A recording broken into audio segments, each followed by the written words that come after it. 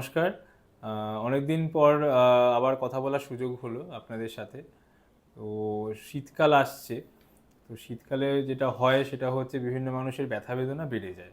এবার ব্যথা বেদনার অনেক ধরনের ব্যথা থাকে। কমনলি যেটা বাড়ে সেটা হচ্ছে হাঁটু ব্যথা আর কোমর ব্যথা কিছু কিছু ক্ষেত্রে। কিন্তু হাঁটু ব্যথা বা গাঁটে গাঁটে ব্যথাগুলো অনেক সময় অনেকটাই বেশি বাড়াবাড়ি হয়। যেরকম সকালে উঠতে গিয়ে অসুবিধা হচ্ছে, এই যে শুয়ে আছেন, উঠেছেন, বসছেন, বসে থেকে দাঁড়ানো, এই যে পজিশন চেঞ্জগুলো হচ্ছে, সেই সময় ব্যথাগুলো অনেকটা বেশি মনে হয় যেন একটা শরীরটা আড়ষ্ট হয়ে গেছে এবং ব্যথার জন্য আমি নাড়াচাড়ি করতে পারছি না। এই ধরনের সমস্যাগুলো কিন্তু এই সিজনে অনেক মানুষেরই দেখা যায় এবং অনেক মানুষ এই কমপ্লেন নিয়ে আসেন যে পজিশন চেঞ্জে ব্যথা হচ্ছে, মানে একটা জায়গা থেকে দাঁড়ানো থেকে বসা বা বসা থেকে দাঁড়ানো বা শোয়া থেকে বসা, এই পার্টটা, এবং সেটা হচ্ছে মোস্টলি সকালের দিকে, যেটাকে বলা হয় মর্নিং স্টিফনেস। তো এই মর্নিং স্টিফনেস এবং শীতকালে সেটার সঙ্গে যে আনুষঙ্গিক একটা রিলেশন আছে, এবং সেইটা নিয়ে আজকের আলোচনা। তো এই সমস্যা নিয়ে অনেকে ভোগেন এবং তারা আমাদের কাছে এসছেন, এবং আমরা কিভাবে সেটাকে ডায়াগনোজ করি যে মর্নিং স্টিফনেস বা সকালে এই যে আড়ষ্ট ভাব, জয়েন্টে জয়েন্টে আড়ষ্ট হয়ে যাওয়া, সেটার তিনখানা ক্যাটাগরিতে ভাগ করা যায়। প্রথম হচ্ছে আড়ষ্ট ভাবটা থাকছে প্রথম আধ ঘন্টা অবধি, তারপরে কেটে যাচ্ছে। তারপর হলো সেকেন্ড ক্যাটাগরি আধ ঘন্টা থেকে 2 ঘন্টা। থার্ড হচ্ছে 2 ঘন্টা থেকে 4 ঘন্টা। তো প্রথম আধ ঘন্টার মধ্যে যে ব্যথাটা থাকছে, কমনলি সেটা হয় আপনার অস্টিওআর্থ্রাইটিস জাতীয় রোগের ক্ষেত্রে। অস্টিওআর্থ্রাইটিস মানে হচ্ছে ডিজেনারেটিভ সমস্যা, মানে ক্ষয়ক্ষতি হচ্ছে শরীরের মধ্যে বিভিন্ন জায়গায় যে জয়েন্ট আছে, সেই অস্থি আর তরুণাস্থি, যেটা তরুণাস্থির ক্ষয় এবং অস্থি অস্থিতে সংঘর্ষ, তার জন্য ব্যথা। এবং সেটা আধ ঘন্টার পর ইউজুয়ালি সেটা চলে যায়, সেই ব্যথাটা থাকে না।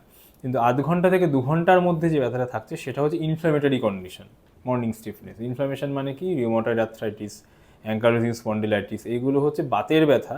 এক ধরনের বাতের ব্যথা যেটা কিনা জেনেটিক হতে পারে, যেটার জন্য বিভিন্ন ধরনের গাঁটে গাঁটে, শুধু হাঁটুতে নয়, বিভিন্ন ধরনের ছোটো ছোটো আঙ্গুলের জয়েন্টে সেইগুলো ফুলে যাওয়া, লাল হয়ে যাওয়া, সেইগুলো হতে পারে। থার্ড হচ্ছে 2 to 4 আওয়ার্স, মানে 2 থেকে 4 ঘন্টা অবধি আপনার এই মর্নিং স্টিফনেস থাকছে, সেইটা হচ্ছে ফাইব্রোমাইলজিয়া।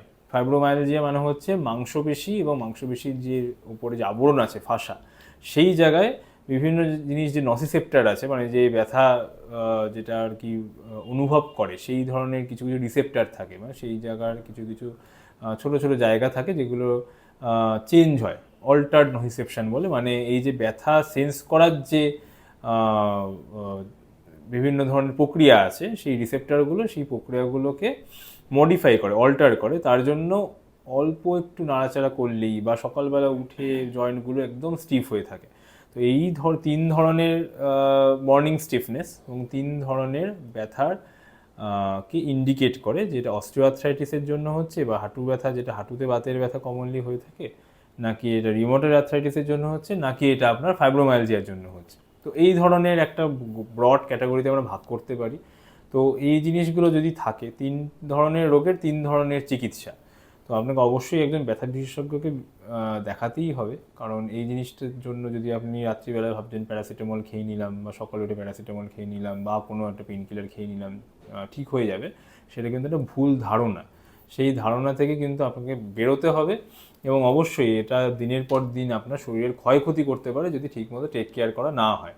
তো একজন ব্যথা বিশেষজ্ঞকে অবশ্যই দেখান। শীতকালে বাতের ব্যথা, বিভিন্ন ধরনের বাতের ব্যথা হয়, মাংসপেশির ব্যথা হয়, মাংসপেশি এবং যে মাংসপেশির আবরণ, সেই যে ফাইব্রোমাইলজিয়া, সেই ধরনের ব্যথা বেড়ে যায়। তার একটাই কারণ হচ্ছে শীতকালে আমাদের যে শরীরের মধ্যে রক্ত সঞ্চালন হচ্ছে, সেই রক্ত সঞ্চালন কিন্তু গরমকালে যতটা ফ্লুয়েন্টলি বিভিন্ন, মানে মাথা থেকে শুরু করে আপনার liver, kidney, gall bladder, heart, চামড়া, চামড়ার মাংসপেশি, বিভিন্ন জায়গায় মাংসপেশি রয়েছে, সব জায়গায় যে পৌঁছে যাচ্ছে, সেই পৌঁছে যাওয়ার যে ফ্লোটা বলবো আমি, পৌঁছে যাওয়ার যেটা গতি আছে, সেটা কিন্তু পরিবর্তন হয়। এবং সেই পরিবর্তন হওয়ার জন্য কি হয়, বিভিন্ন জয়েন্ট, মানে যে জায়গাগুলো আপনার হচ্ছে চেঞ্জ হচ্ছে, মানে এইটা ধরুন হাতের এইখানে একটা জয়েন্ট রয়েছে, তো এই তো এটা তো সোজা নয়, এটা আপনি এরকমভাবে বেন্ড করতে পারেন। আর এইখানে যদি রক্ত সঞ্চালনের কিছু পরিমাণে গতি পরিবর্তন হয়, এবং সেইটা যদি আপনি বেন্ড করতে যান, সেইখানে রক্ত সঞ্চালনের পরিমাণ বেশি করতে হবে। রক্ত সঞ্চালন বেশি ধরুন হচ্ছে না, যেমন শীতকালে হয়, কমে যায় রক্ত সঞ্চালনের গতিটা, তার জন্য যেই আপনি জয়েন্টের এটা চেঞ্জ করতে যাবেন, এবং হাঁটুর ক্ষেত্রেও সেটা এক্সাম্পল দিয়ে দেখুন, বা আপনি যে কোনো জায়গায়, সেইখানে কিন্তু রক্ত সঞ্চালন বাড়াতে হবে, অ্যাডিকুয়েট রক্ত সঞ্চালন বাড়ে না, এবং সেটা সিজনাল কারণেই হয়, ঋতুর কারণেই হয়, এবং সেই কারণেই ব্যথাগুলো হয়। মর্নিং স্টিফনেস শীতকালে কিন্তু অ্যাকচুয়ালি এটা একটা প্রধান কারণ, আরও অনেক কারণ রয়েছে যার জন্য শীতকালে এই ধরনের বাতের ব্যথাগুলো কেন এত বেড়ে যাচ্ছে। তো এই সবগুলো যদি আপনি সাফার করে থাকেন, তার জন্য চিকিৎসা রয়েছে, অ্যাডভাইসেস রয়েছে, অবশ্যই একজন ব্যথা বিশেষজ্ঞকে দেখান, তার অ্যাডভাইস নিন। ওষুধপত্র শুধু নয়, অ্যাডভাইসটা নেওয়া দরকার, পেশেন্ট এডুকেশন, মানে কী জন্য আপনার রোগটা হচ্ছে সেটা জানুন এবং তার অনুযায়ী উপযুক্ত চিকিৎসা গ্রহণ করুন যেখানে সেটা অ্যাভেলেবেল আছে।